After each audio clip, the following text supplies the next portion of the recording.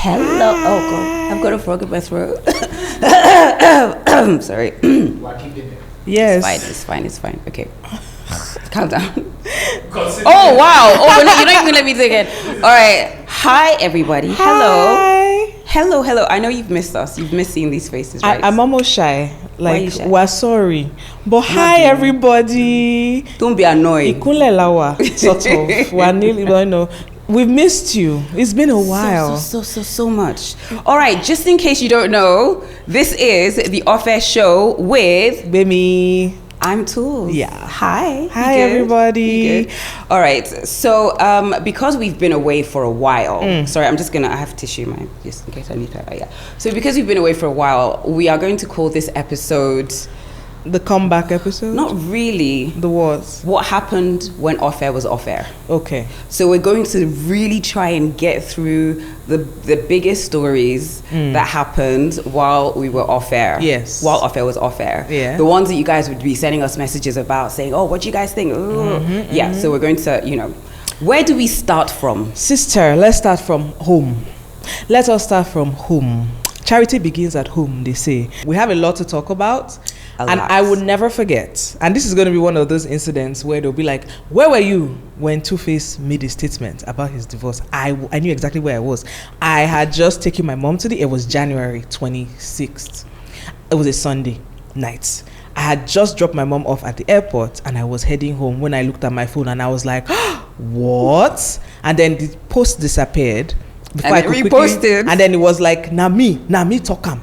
No, nobody should delete what I said. And I was just like, and he even did 2 videos from different angles, one facing him and one sideways. He even changed. I was like, okay, brother means business. So if you've been under a rock somewhere, our brother Innocent has declared that he will be divorcing his wife of many years and partner Annie, and that all of a sudden we started seeing him with this new person who Nigerians have called a shapeshifter because she never looks the same in pictures. Like, she always looks different or in images.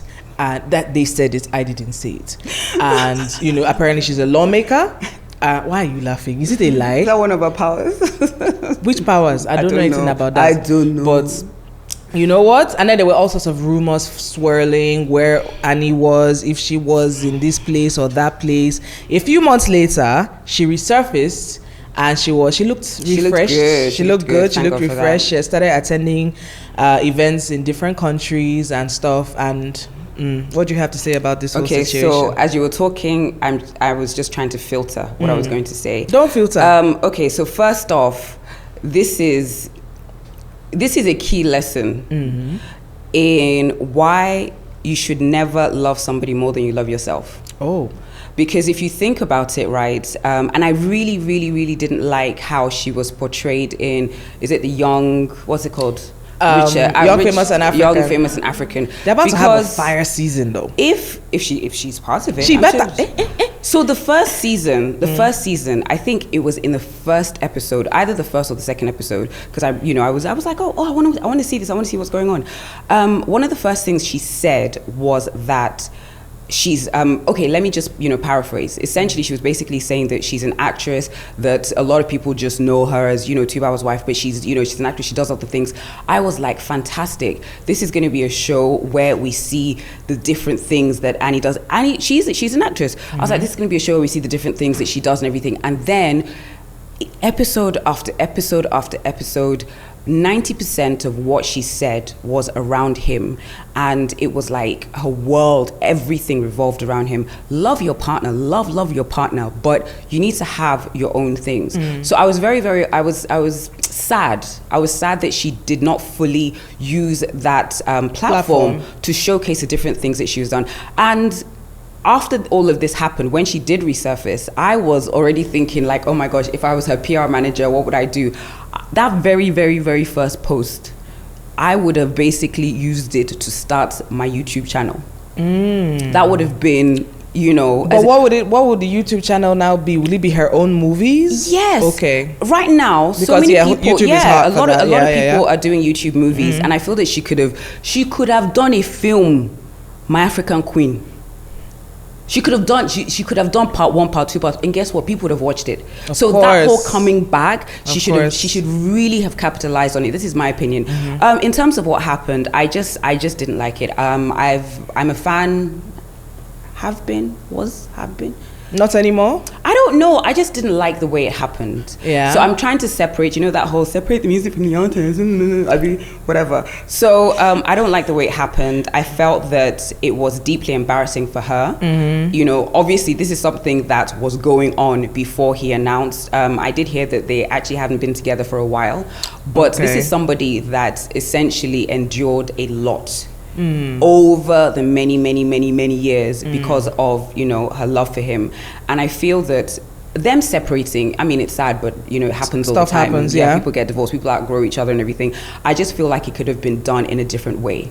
It could have been like a sit down, okay. There's so many people that do that, like especially in Hollywood, that when Brad Pitt and Jennifer Aniston were going to, that whole thing, it was staged PR. How did they? I can't remember what they did. So they were going to. I hear that he I think he broke up with her, and then they still kind of did like this holiday thing. So there were pictures and everything. So you could have planned it to save both your images, because I just didn't like the way it happened. And then don't even get me started on this new chapter, because I feel like she puts him in timeout regularly. Go babe. There was what did he? There was something that he said.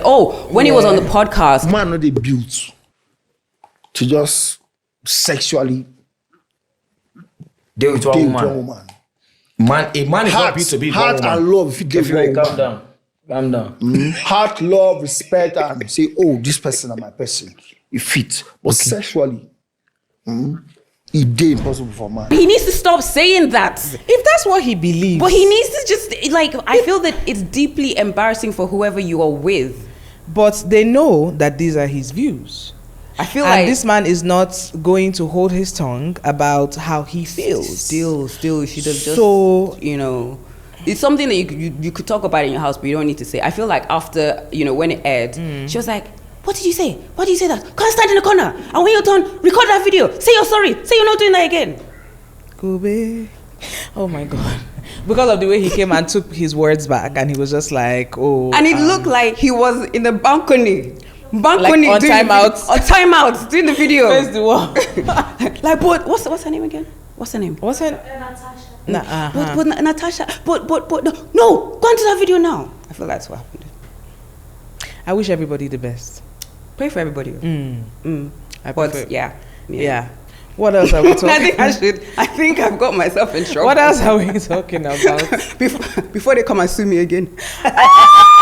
Whoops. Girl, I forgot to ask you about that. Anyways, moving swiftly on. Let's go to another couple. Nelly and Ashanti. Yeah. What did you think about them? So they broke up. I think they dated for like 11 years or 10 years or something. Broke up for like back 10 in the years. They were together for 10 years. And then they broke up. And then they came back together. And now they got married. They had a baby. And they have a reality show, which I thought was a wrong move. I haven't watched it. I've seen clips. Is it disastrous? I mean, they're laughing half the time, but the one thing that I saw that was cringe was when he said, so they have this boy, it's a baby, and she said, he doesn't wake up at night. When, babies cry, you feed, you change diapers. He doesn't. She was like, I don't know how you can sleep through all that. Yeah. He says, no, that he doesn't do all that one, no, that he's not going to be involved with this child at all until the child can speak, can interact. And I was just like, is it a doll? Is it a toy? Or what exactly? What do you mean? Did you people not make this child? And this is not his first child. Yeah. And I'm just like, people are like, but he's 50 years old, so why are you having a baby at 50?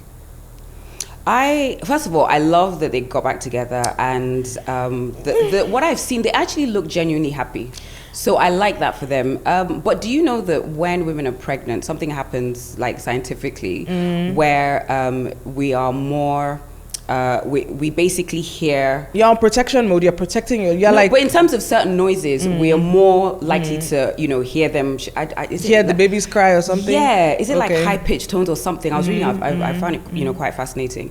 But yeah, to have him say, I'm not gonna, I can understand there's certain people, some of my friends, even my male friends, they're very scared when it's a newborn baby because they're so fragile, and I can understand that. But if you're literally just saying no until the baby starts talking, until we can have conversation, that's a bit weird. It is a bit weird. And I was just like, first of all, I was just like, I like her a lot. I was just like, why did you are you sure? How can somebody be with you for 10 years and say he's not doing again? Goes to gallivant all around the world, has children with, I think it's one person, I can't remember how many.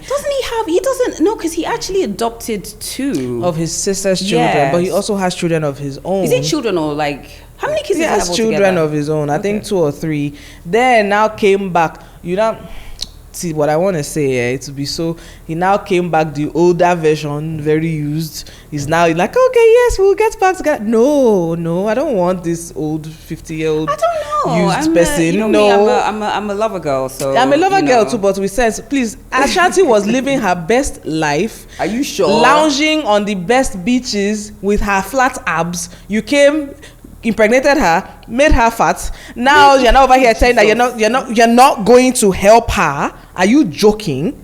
I will say this. I just feel that, the videos I've seen, they look happy. I just wish the very, very best for both of them. I mean, you said Jesus, but it's true that she's looking but she just had a baby, so I understand. But I'm just like, you said that. What? She got big now. Yeah, but there's so much. But everybody puts up. Most people, most human beings or even creatures put on weight when you have a baby, and that's fine. She's beautiful.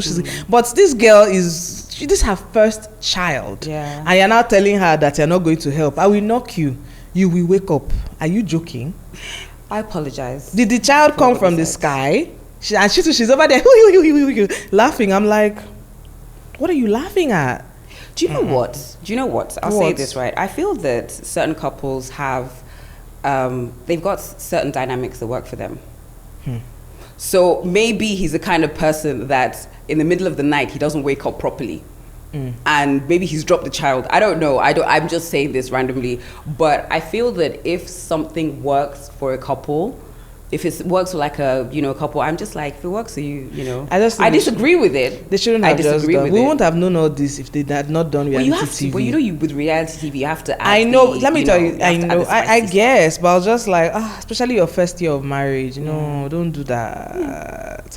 But I wish them all the best. Yep. Best of luck to them. Okay. What else is going on? What's happening? When can we talk about Diddy? You mentioned that. When can we? Oh my gosh.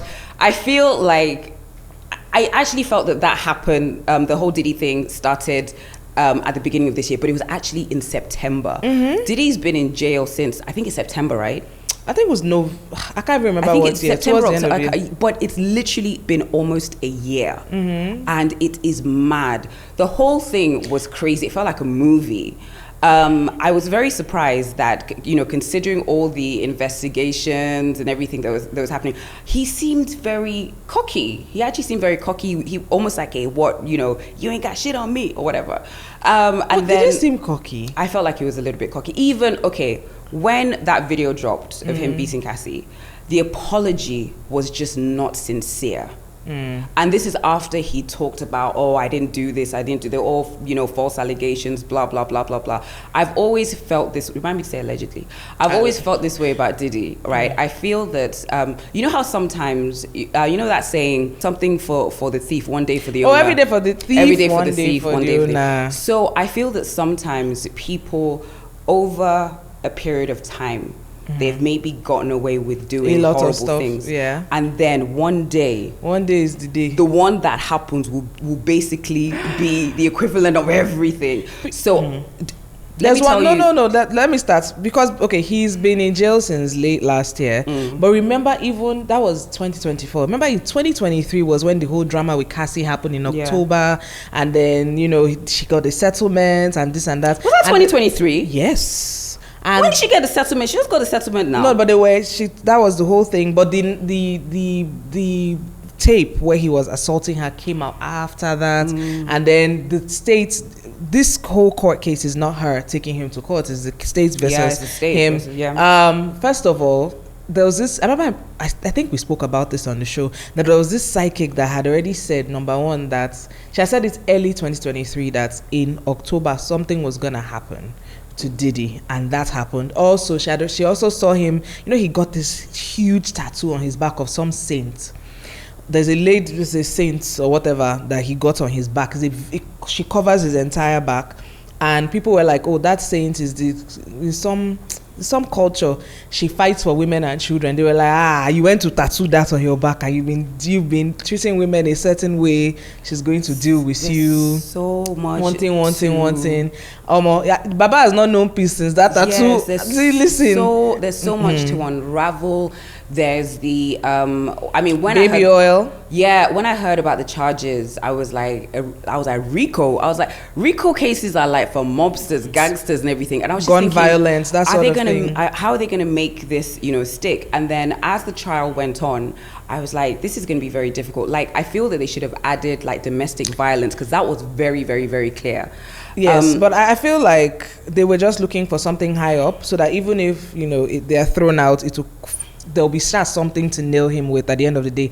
I did not appreciate having to read court documents with knowing that he enjoyed rubbing certain substances on his own nipples. That's what? Like, it was gross. Like, I was just like, imagine being an adult and hearing about your father's sexual, very odd. These children shouldn't have been there. Like, it was just gross. Like, the details, the escorts that she hired, the fact that she had like UTIs, everything. Yeah. But it also shows you because there were so many people that were looking at Cassie, and then what's it, Jane? Is it Jane Doe? What are we calling her? Yeah, there are a couple of Jane Does, no? Oh, allegedly. But yeah, looking at them, seeing pictures of them on a yacht with Diddy, shaking their ass in Dubai or whatever, and thinking, oh my gosh, I want that life. You don't know that people were just pissing on them. just probably pooping as well. And there were so many drugs taken. Like, it would take them days to recover, like a week to recover from a freak off, and they would have to have IVs and everything. I was just like, And was it like, did they ever say that there was protected sex happening, or was it? I don't know, but I can't look. At some point, I was just like, I'm not going to read this. So it's weird, because I feel that Diddy is there's a very, very dark spirit around Diddy. Like, there's always been something. I mean, I'd always known that he was allegedly used to cheat people. Allegedly, his artists used to always complain. There's something dark. I feel that he definitely capitalized on Biggie's death. Definitely did. I feel that if Biggie hadn't died, I don't think Diddy would have been this successful. He capitalized on that. There were just a lot of things that I was just like, And also, if you notice that during this whole period, during this whole, Diddy going on trial, his friends, nobody came to defend his character. The main thing that the people that were defending Diddy, the main people that were defending Diddy were basically saying, oh, Cassie's just trying to do a money grab, blah, blah, blah, blah, blah. They kind of focused on Cassie, but nobody said, no, this is my friend. Oh, he would never do this. He's a good person. Even his sister, Mary J. Blige, very quiet. Very quiet. Ashton Kutcher. Him and Ashton Kutcher used to party all the time. All of his his crazy parties. You'd see Ashton Kutcher in a lot of them. I'm sure Leonardo DiCaprio has deleted everything of, messages, everything. So I feel that when he finally gets out, I wonder what he's going to do when he sees these people that, denied him, that just was like, I don't really know him. Even Jay-Z, he ain't even my friend.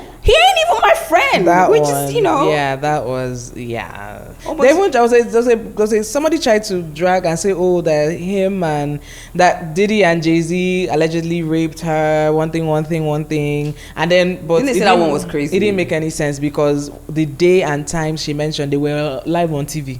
Then she at an award show or something. She even said that she saw at the after party, there was a certain a musical group that she said she saw, and they were like, we weren't even in the state, but then that was that lawyer that was just trying to get Busby. Yeah. So there's so much to unravel with this Diddy thing, but I think one of the key takeaways for me is that if you constantly do bad things to people, it might not be the first time, and it might not be the second time, but I do actually feel like something will get to you soon. One day. And also, you're looking, all what you're seeing on Instagram, just know that, first of all, people generally put their best. It's curated. It's curated content. Very, very curated. Listen. So you're looking at, this Instagram model, this celebrity or whatever, she's on a yacht somewhere, there's everything looks fancy. Oh, they're surrounded by Birkin bags and everything. You don't know what these people have done to get these things, this lifestyle that you people are hailing. I hear it. So this is the year of buying fancy cars and saying this one, that one. You don't know. Look at that drama now, that whole Lamborghini situation. Remember that? I'm singing for you. No do. All right, so as you know, this episode is basically themed what happened when off-air was off-air. Mm-hmm. One of the things that I'm not going to be talking about a lot, I'm not going to be talking about Trump too much. Because before they go and say, is that not you? And I'm standing at immigration going, That's not me. It looks like me. There's another tools. There's other tools. Anyways, so one of the things that I'm just like, I just found fascinating, that apparently, I guess I have to say allegedly, right? The American government were trying to get different African countries to accept some Venezuelan deportees. Allegedly. You know what? Allegedly. I've heard. Anyways, so apparently they had approached different African countries to. But why African countries? I don't even understand. And our government had basically said, no, we've got like 200 and something million people in this country. What else do you want us to do? So I just found that fascinating. And I was like, I thought we were like just under 200. They said 230 million. Where did this extra 30 million people come from? I don't know. I think we need a census. Yes, but we also need to tell people you don't need to have 10, 13, 14 children. Oh, I say that my dad had more, but anyways, God rest his soul. Says the woman who you wanted a whole household too. Yeah, but I mean, I'm not continuing. Do you understand? Are you sure? But please, I beg. But yes, I think one of the things we need to talk about is I feel people in this country need to be educated about family planning. Yes. And it is so fantastic that we have a guest that's going to talk about that today. Yes. Yeah. And we'll ask them lots of questions, and we're going to give you some information because I'm sure some of you are out there, have some questions, you're shy, you don't know who to talk to. After this, you should have some answers. Yes, you absolutely should. I have two very special guests with me today. I've got Sarah and Oluoma. Welcome. Thank you, Bimi. And they're representing Honey and Banana. And I know, it sounds interesting. It's not a bakery or a cafe. Yeah. Can you tell us what Honey and Banana is and why that name? So let's start with Sarah. Or should I say Oluoma? Let's go. Okay. Thank you for having me on the show. Well, Honey and Banana, like I said, it's a youth-friendly, non-judgmental call center where we counsel women of reproductive age, even men, that wants to get information on family planning, child spacing, and anything about their reproductive health. That's what we do. It's a call center where we refer people to get contraceptive advice and all that. That's what we do there. So it's practically a place where men can call and be unashamed.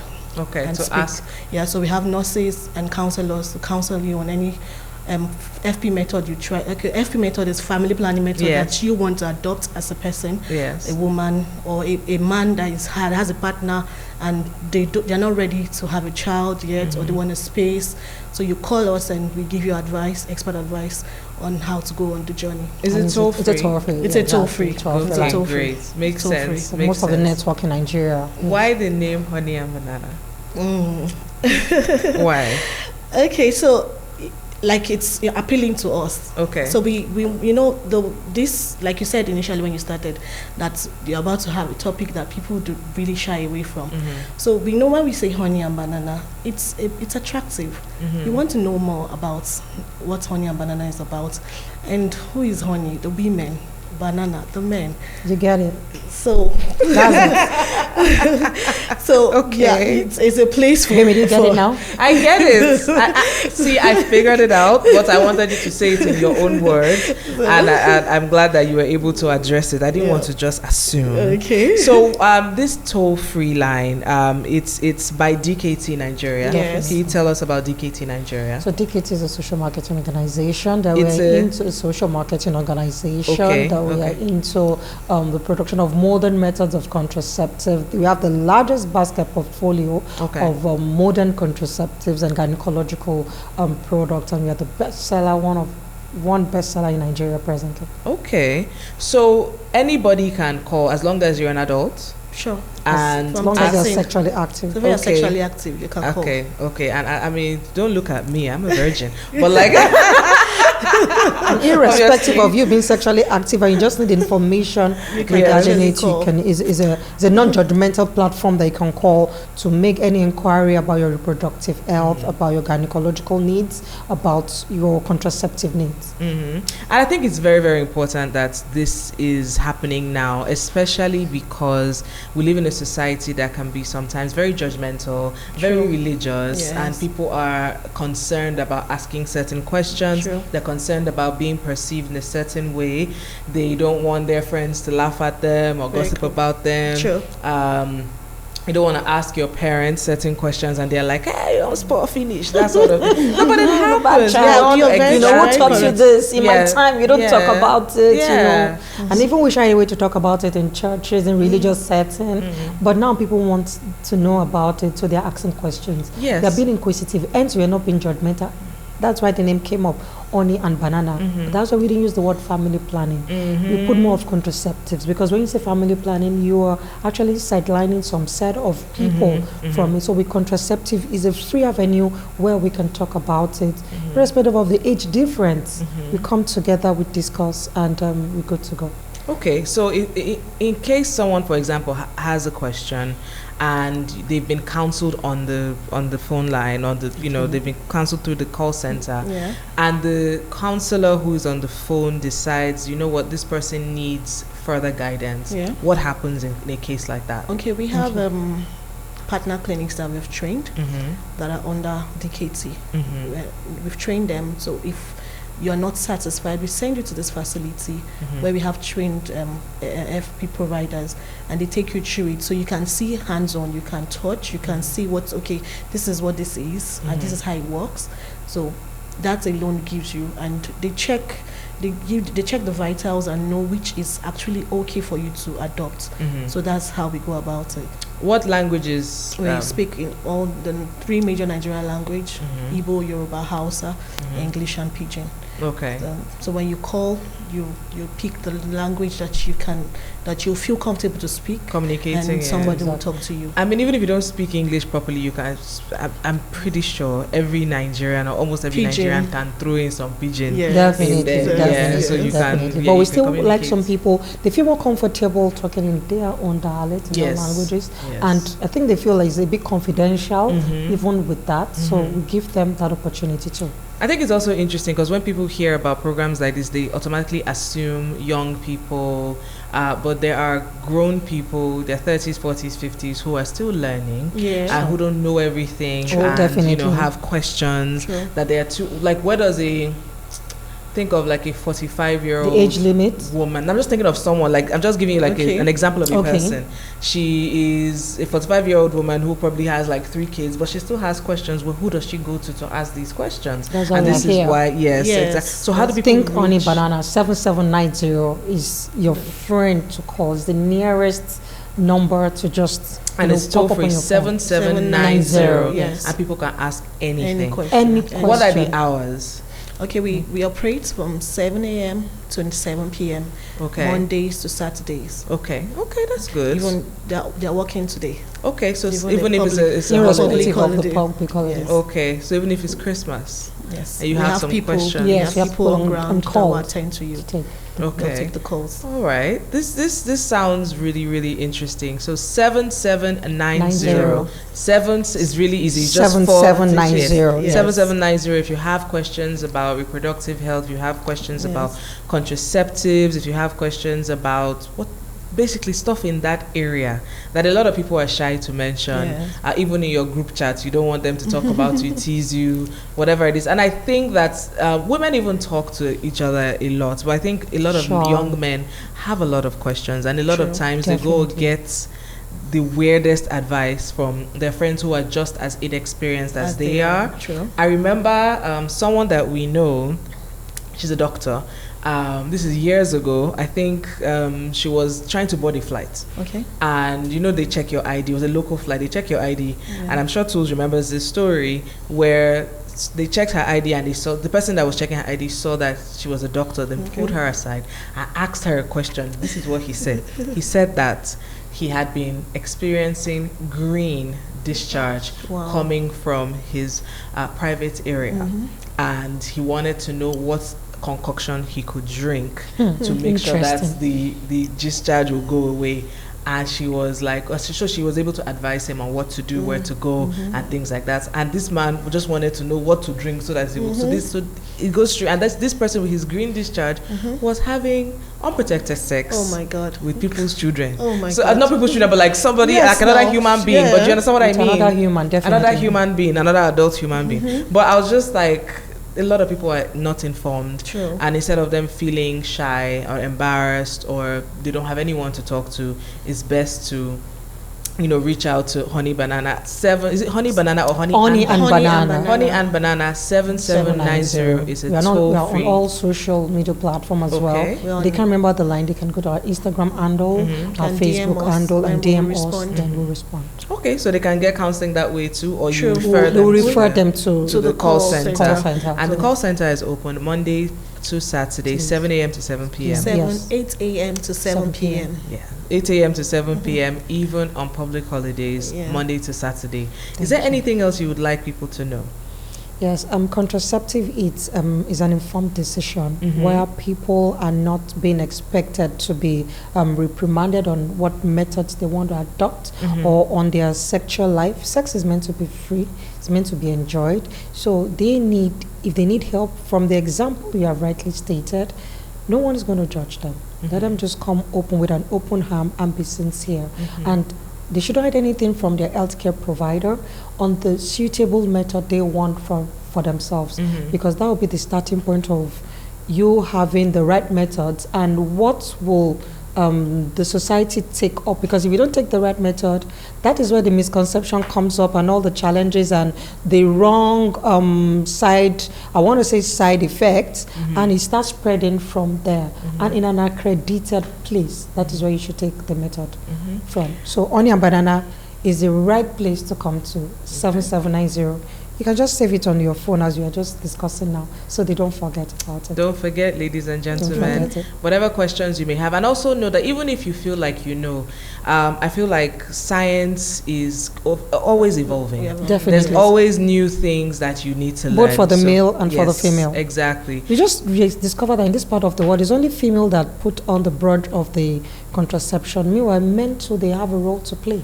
So once they call, we'll let them know how they can fit into having a suitable method with good discussion between the partners. I don't want to use the word couple, between the partners. So to have a suitable method for them on any method of contraception of choice you want to have. I have a question. Yes, what if these people have questions that are not based on heterosexual sex? That's where the referral comes in. Okay. Because look, we can't assume that everybody has the same. We have a lot of questions on a regular basis that we can't even talk on air that are really interesting, that is bothering people. Would you like to share? We have a lot of it. Where give us one or two. Okay, let's use the word. A lady that probably has a fear of using a contraception for so long, and she finally had it done eventually, and the spouse had to tell her to take it off.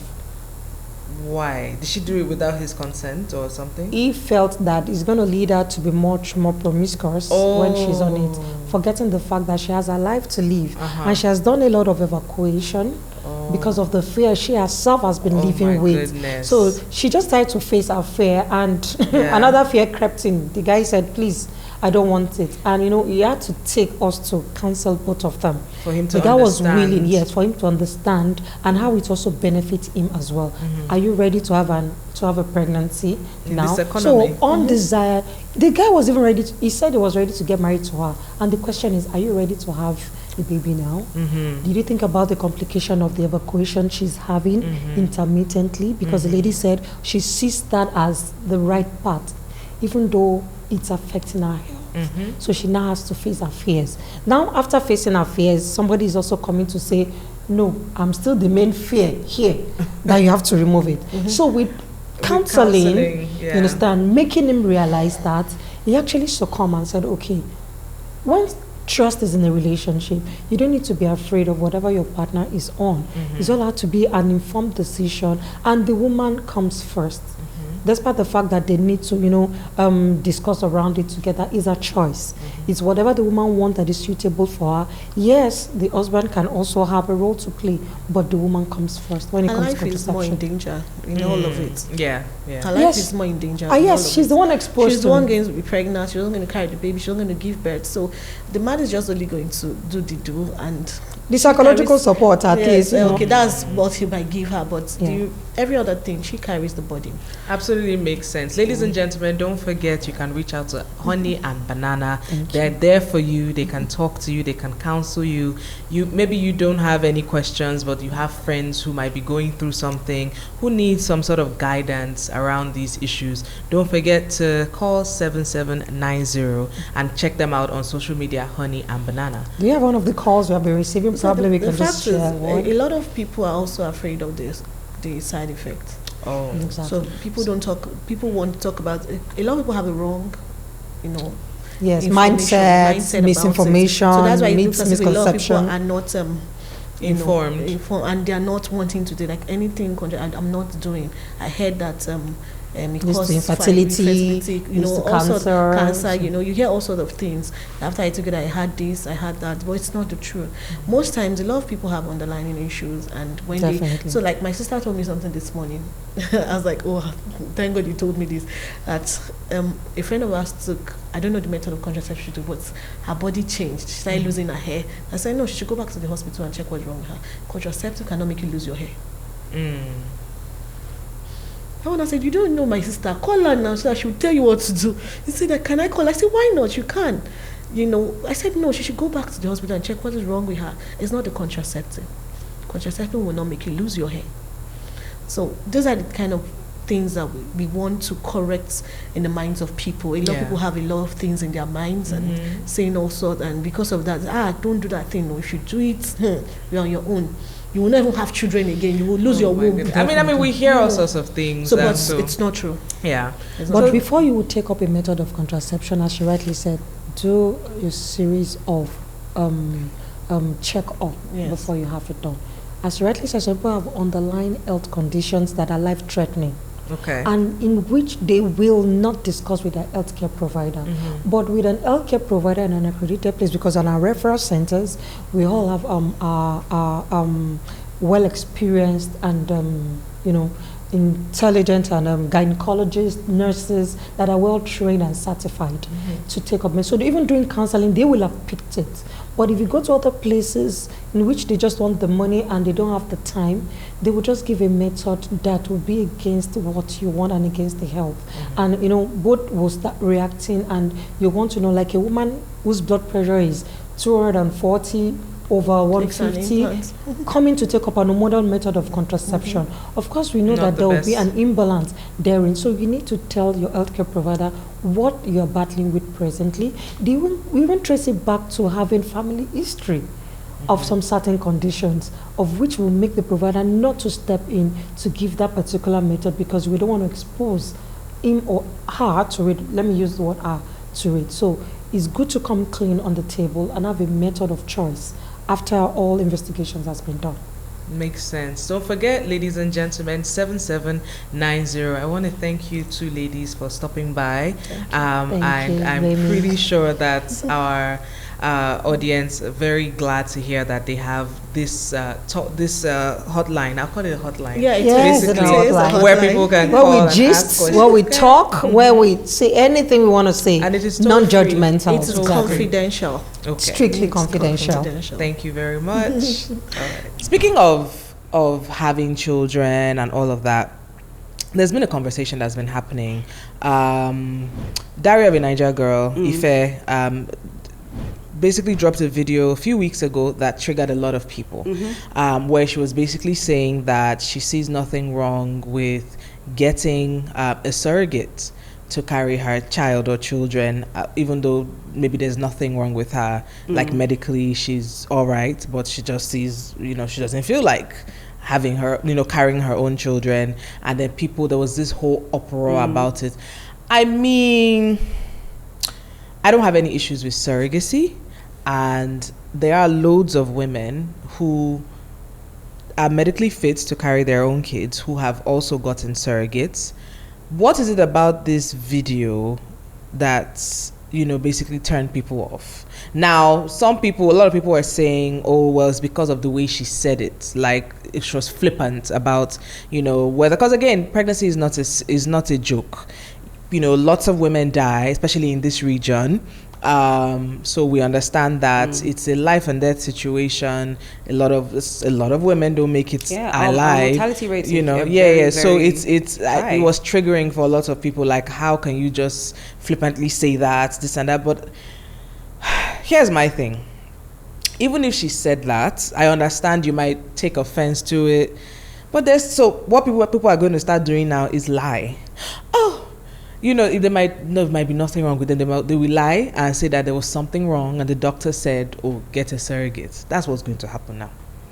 Okay, so this is my view. First off, I will say I'm very, very, very pro surrogacy because I know some people that have done it, and these were people that tried for such a long time. So there's so many different things. There are certain health conditions that like a woman might be able to get pregnant, but she's not able to fully carry the pregnancy. So I know one or two people that they get pregnant, but like 4 months, 5 months, it just constantly happened, and that's very, very traumatic. I feel that yes, like you said, I feel that it could have been handled a little bit better.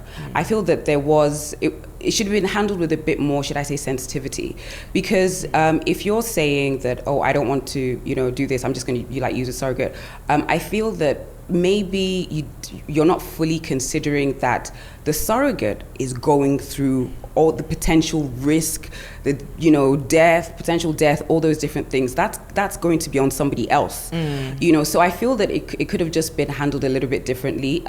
Now, like I said, I know people that have done surrogacy, and I love asking questions. And when you have a surrogate, one of the first things, like the rule to be a surrogate, you have to have had at least a child. So you're dealing with somebody that's a mother.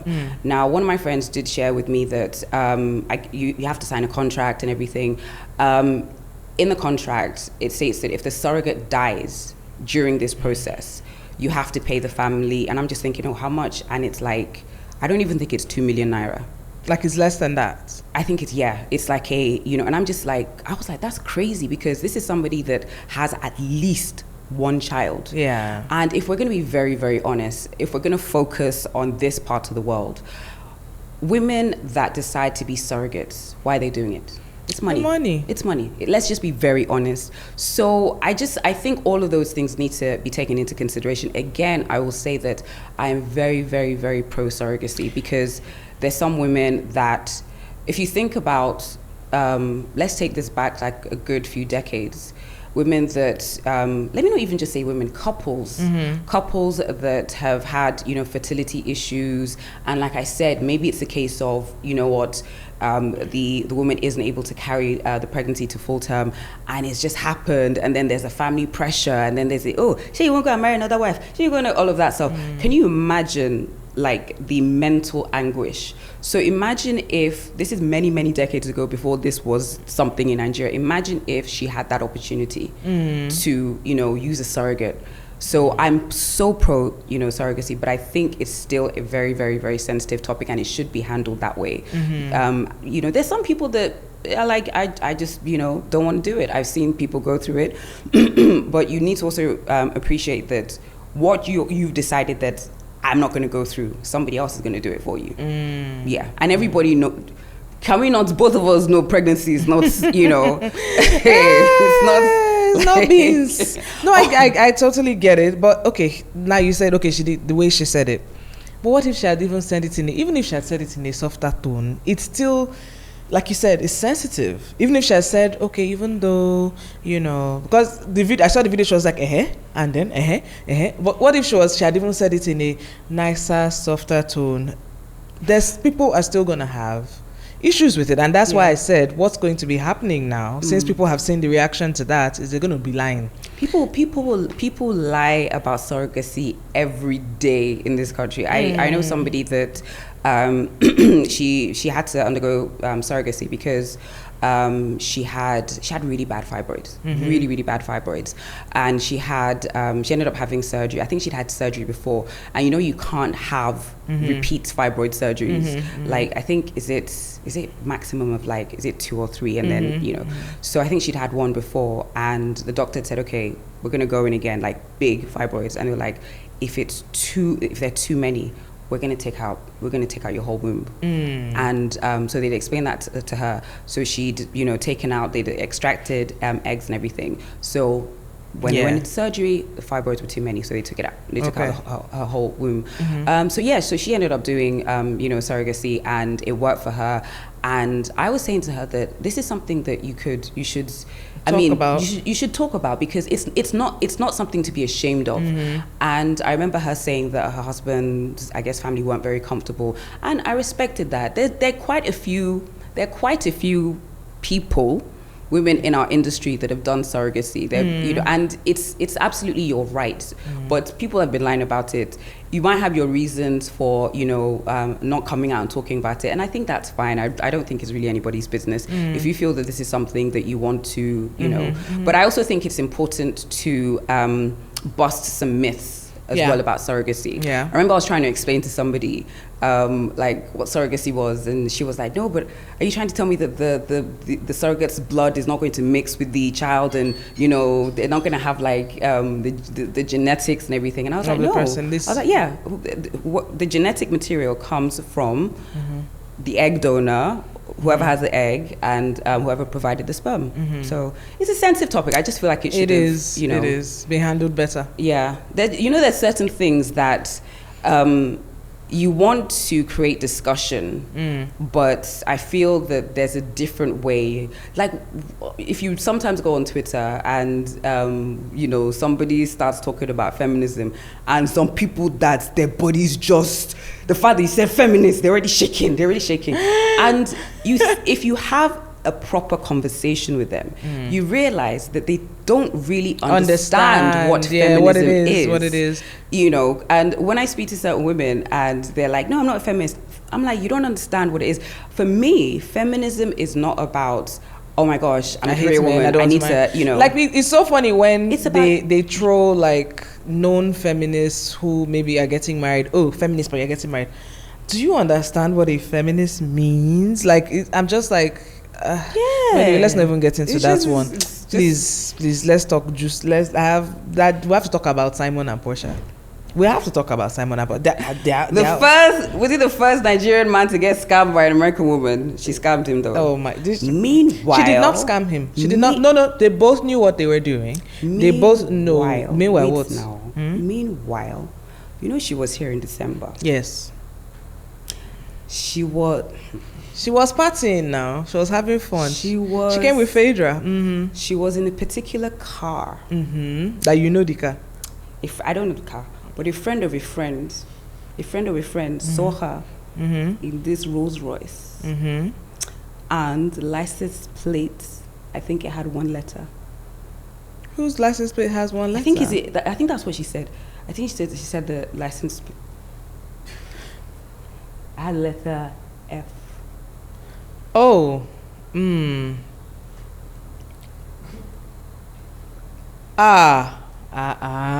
Porsha wants to finish all of Nigeria's money. She wants to finish all of Nigeria's money. Like a former guest on our show said, Madam Joyce, I saw a clip from her, and she was just like, I cannot believe this uncle, because when he was locked in, he was in ICE. He was basically. And did he not have a prenup? There's no prenup. They had a prenup. Okay. They had a prenup, right? But so apparently I watch Real Housewives of Atlanta, and she had already announced that she's going to be on the show as Mrs. Guabadia, one thing. So we're looking forward to seeing her lifestyle, her new husband, everything. My name doesn't even sound Nigerian. He's from Edo State. I know, but I'm just saying. The next thing, he sent her like a cease and desist that she couldn't film in the house that they both live in. So the whole season she couldn't film in the house until But isn't that the house she has now that she got? Yeah, she later got it. But so at the last episode, because they've ended the season, at the last episode we were able to see 5 minutes. Her daughter running through the house, her mom arriving, and they were gisting. By that time they had settled their whatever. The divorce is final, and then I think she has 18 months before they sell the house and share the proceeds, or whatever the case may be. Anyway, people were now joking that, because he was saying that he's going to be watching. He posts a lot on Instagram. Yeah, he's going to be watching, and anything they say about him is going to counter. The next thing you know, as the first episode was about to air, we just heard that Simon has been captured by ICE and he's been on lockdown. So for like 6 months, then mysteriously, when the season was about to end, he was now released and then allegedly brought straight to Nigeria, deported and everything. Is he here? Yes. For real? Then he's gone to Dubai. He was here for some time, then he went to Dubai. Now, he did an interview where he was like, he felt like he was being, like she used him, one thing. And I was looking at him like... Used each other. Thank you. Brother, he's, I think, over 60. Oh, he looks decent for over 60. He's over 60 or between 50 and 60. You are not athletic. It's not like you resemble. You've been body shaming this episode. I'm not body shaming anybody. I'm just being realistic. You really think that this young, hot, fit, fine girl is looking at you when there's somebody with Johnny Bravo body down the road, but it's you she loves? His bank account has 6 packs. Duh. So you wanted the hot wife, the trophy babe. You also probably wanted, allegedly, American passports. Allegedly. She wanted the money. She didn't even do that for him. Oh, man. They were married for 14 months, 11? I don't know what was happening. But I was just like, you see?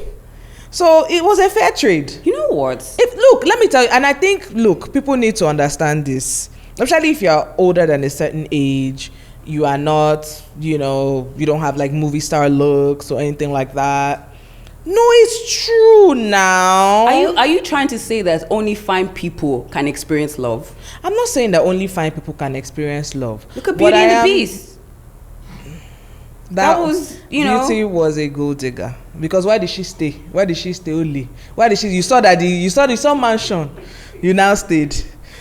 Please, let's not. That she was the first gold digger in the Disney universe. Do you know what? One of these days, we're actually going to talk about these Disney stories. Yes, and the fairy tales and the nonsense. Like, for me, I kind of feel like Snow White was a bit loose. How can we live with all those different men? Like, I just felt, Solu, please. But anyway, leave Beauty and the Beast. I'm just saying, just know, there's certain things that you should know.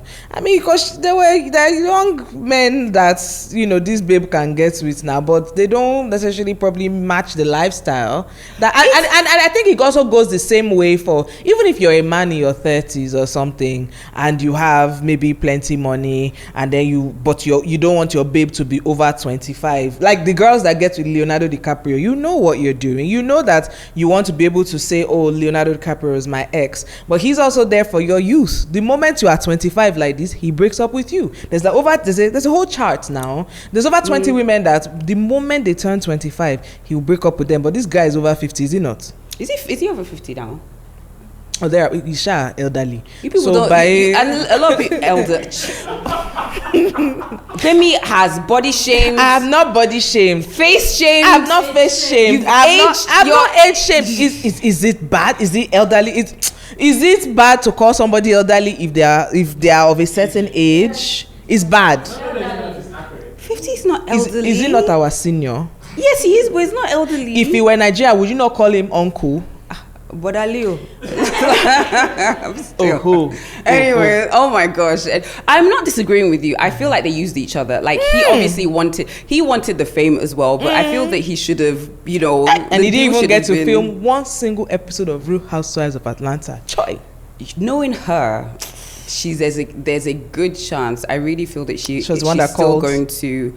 Oh, probably. But I feel like she's still going to like date another Nigerian guy. Of course. Once they go African, Nene Leakes that used to shame. The first housewife to ever date an African, allegedly, on Real Housewives of Atlanta was Kenya Moore. And Nene Leakes and them abused her, yapped her, made fun of her. Who is Nene Leakes with now? An African man. Is she? Yes. Who is Phaedra with now? An African man. Do you see? Which reminds me. Next topic, we're gonna segue now. I've noticed that in the last few months there seems to be a lot of African hate. Oh yes. And I don't understand that because it was, and the crazy thing is, okay, when I say African hate, there's quite a bit of African hate coming from African American. 100%. In fact, it's gotten to a situation whereby we're hearing them say don't play Afrobeats at certain events. Essence Fest was that was the one. So I've been hearing, that whole thing of they don't like us, and I'm just like, most African parents, they'll kind of just say don't come out with Oyinbo, don't come out. They kind of give you a list, so it's not like them in sort of particular. Yeah, I think also for Essence Fest, it's a event that's been happening for years and years. Basically put together by Essence Magazine. It's supposed to be a celebration of Black womanhood. They bring all sorts of artists. It's always great. It's in New Orleans every year, and apparently this year it wasn't as successful or as packed as previous years. And they started to blame the person who was in charge, and because she's from Kenya or something, Kenyan American basically, and then. They call themselves, they say they're now African. I've even listened in on some Twitter, what do they call those things now?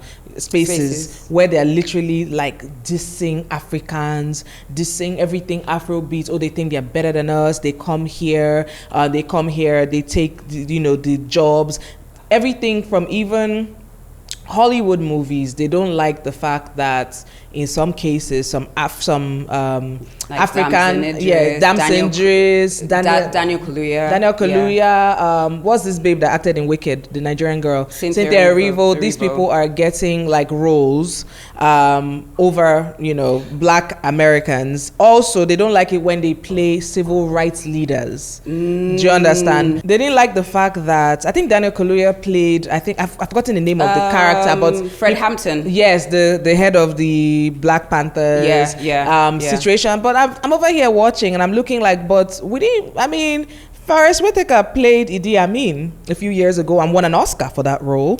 What's his name? Will Smith played that, is it the CT, what is it called?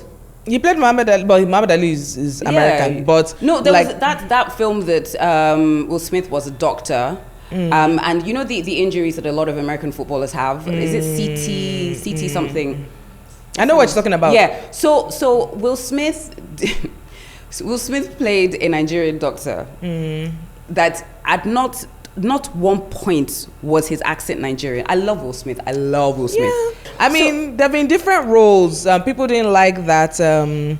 Somebody played, who was it? Different things. They're very upset about certain. And I think the first person I heard ever say something like this about this was Samuel L. Jackson. Years ago, 10 years ago. Samuel L. Jackson. So initially, the issue was British. And then it just so happened that most of these British actors were of African descent. And then it became an issue. And I don't understand. There was one guy that I randomly saw on Instagram saying, we don't want that jollof rice at the Essence Fest. We don't want that jollof rice. And I find it interesting because you have white people, jollof rice, white people from different countries, and you don't really hear these kind of conversations. And the one thing, there was something that you said that I heard, that I've heard a lot. They think they're better than us. They think, and if you are going around saying this person thinks, you know, they're better than me, I think that's down to you. I think that's down to how you view yourself, how you know. So these conversations, I don't know how we can have these conversations in a meaningful way. I don't feel like it benefits either side. This division they're trying to create, it doesn't benefit either side at all. Yes, we're going to have our differences. Yes, there's going to be a few, I feel like we have more in common. Yeah, but they're over here like, oh no, don't call me African American. Don't play Afrobeats at Juneteenth. Don't play Afrobeat at Juneteenth. Don't play this. Don't serve jollof at Essence. Why are they always trying to reconnect with the motherland? Some of them are, and some of them don't want to have anything to do with the mother. Let's say it's not their motherland. That they said that they are that they were on ground. You know, like how when Christopher Columbus and all the what do you call them now? What do you call those people now? The name that's not so great. Colonialists, basically. You know, when they got to what is now known as America, it was the Native Americans. Pocahontas' people, for those who don't understand. Right? She's just been so politically incorrect. Pocahontas' people. Because some people ask, when you say Indian, they ask, and because he called them Indians, and they're not Indians. They're Native Americans. They're Native Americans. Right. So they said that they were also there. They were already there. That they did not come from, they're not descendants of slaves. Then who was on the ships? My sister. They said, well, those ones are Africans. They are different. That's what they claim. There was even is he a content? I don't even know what he is. But he made a comment, and some people are trying to justify it. And he basically said, I can't remember his name. He basically was saying that why is it that it's in terms of black models that are doing very well, it's the ones that look very, very African. And I was just like, what are you trying to say? I just think it's very, very annoying. It's even down to looks, like you said, even down to looks. They say, with your nose, I'm just like, we look the same. You look like a Ronke from Surulere. Just like, you do understand? Like, I don't see what they're trying to achieve with this division. And you've talked about your experience when you went to. Okay, so let me ask you this: when you went to America to school,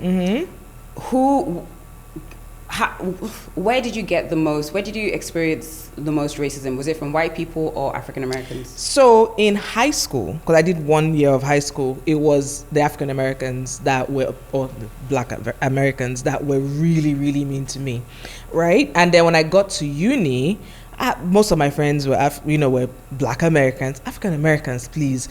But there were a few that would say some things, like the guy who would burst into the Lion King song, that every time he would see me. And I'm just like, don't do this. But even with the conversations on social media now, like somebody starts something, the next thing it's like derogatory comments and everything. Do you know how many times I was called African booty scratcher? But hey, it is what it is, man. I mean, I didn't school in America, so I don't know. I mean, the only thing I'd get is, you from London? I didn't know there were black people in London. And I'm like, yeah, they're... Girl. So do you know Tony Tones? Yeah. Not I know. Nigerian. The light skin Tony Tones.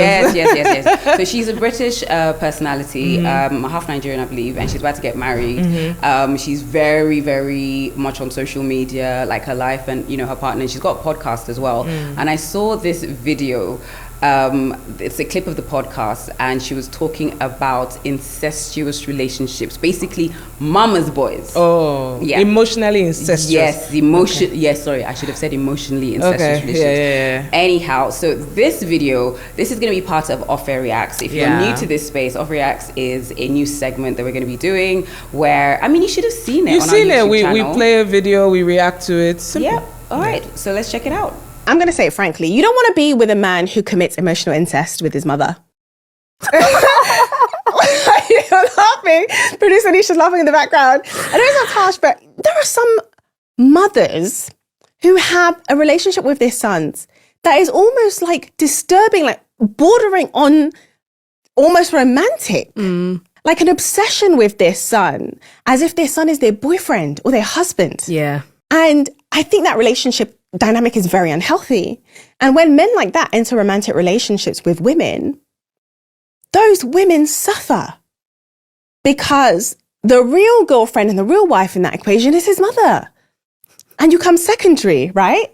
And I think when it comes to marriage, you do not want to be with a man who dismisses that covenant and cares more about his mother's opinions and feelings over your opinion and feelings. Like, once you've created your new family, your family together, that's secondary.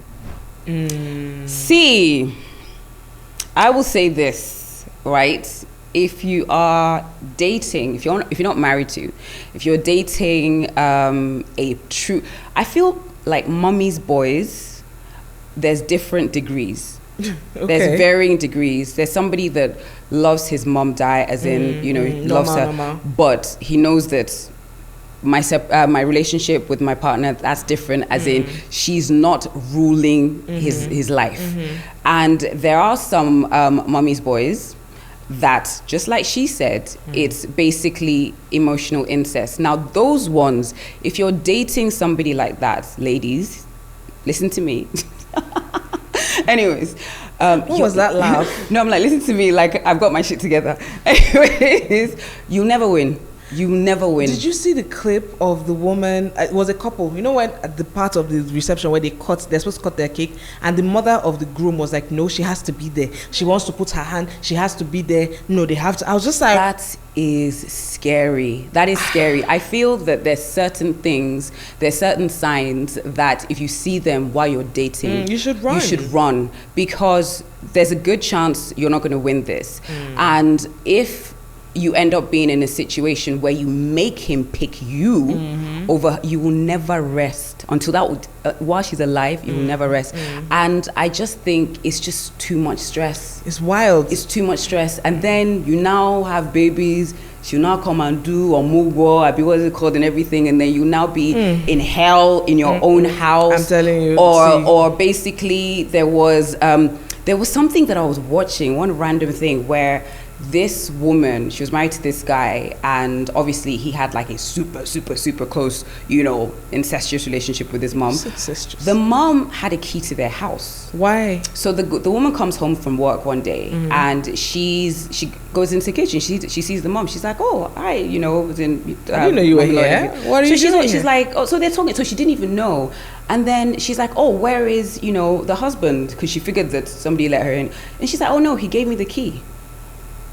And she's like, "But you can't just come into our house." And she's like, "But this is my son's house." No, babe, this is our house. And she just was like, "Well, my son. Can't you remember the clip of that we reacted to where it was a Nigerian guy and married to an African American lady, and she was shouting about washing plates? Can't remember that, mama? And she was shouting, and I was thinking, it was Valentine's Day. Yeah. Why did you show up on Valentine's Day? Don't you have Valentine of your own? Why are you there? She probably doesn't. I just feel that marriage in itself, when it's just two of you, it's tough. That's difficult. But then to add like an overbearing mother-in-law, big shout out to my mother-in-law. She doesn't. Same. I actually had a conversation with my husband once. I was like, what if you kind of told her that, "Oh, Tulu doesn't cook, Tulu doesn't do anything or whatever." And he said that she'd have been like, "But you married her." And I was like, okay, that's your business. So yeah, big shout out to my mother-in-law. But you just need to be very careful. When you see those signs, just really think about, can you deal with it? If they start showing you pepper while you're dating, if she's very, like, or whatever, just think, okay, can I deal with this for decades? My dear sisters. Yes. A lot of you are dealing with a lot of nonsense. Good luck. And sometimes a lot of people, a lot of women are pressured to accept it because you want to tick all the boxes, you want to be the wife, you want to be all of. That's why those rubbish conversations happen on Twitter now. Oh, you meet your mother, you go to your boyfriend's house. Are you going to wash plate or not? Are you going to sweep? Are you going to? Please. But okay, if you went to your mother-in-law's house, because let's actually talk about this. If you went to your mother-in-law's house and she was like, and cooking, people were cooking, she was in the kitchen and everything, would you sit in the living room and just chill, or would you go to the kitchen? No, I'll go to the kitchen. But I'm saying, they were saying, from the first, it's your first visit. As in, would you sweep the house? Yeah, it's your first visit, and would you help them wash plate or something? It was. I was just like, If you're a visitor now, this is your first visit now. Why are you over here doing manual labor on your first visit? Like, my natural instinct, this isn't just if I was visiting my mother-in-law, if I was going to somebody's house, even if it was a friend and, you know, there was stuff going on in the house, I would try to help a little bit, unless you're like, no, it's okay, I've got this. But yeah, good luck. If you're in that situation now and you're thinking, and wait, and you're thinking, when we get married, which, did we offend anybody? Even if we offended anybody, you go do all right. So we've been away for a while. You too, learn to forgive, soften your hearts. Kill us all is not coming. You go do all right. But nobody should come and carry police to arrest me. I'm a mother of two, Ejo. Please. Oh God. And you know me, I don't think I'll do well in jail, man. You know. Look at. Definitely. All right. So on that note, we shall say thank you so much for watching, and we've missed you as much, if not more, than you've missed us. Yes. And we will see you very, very, very soon. Kizzies.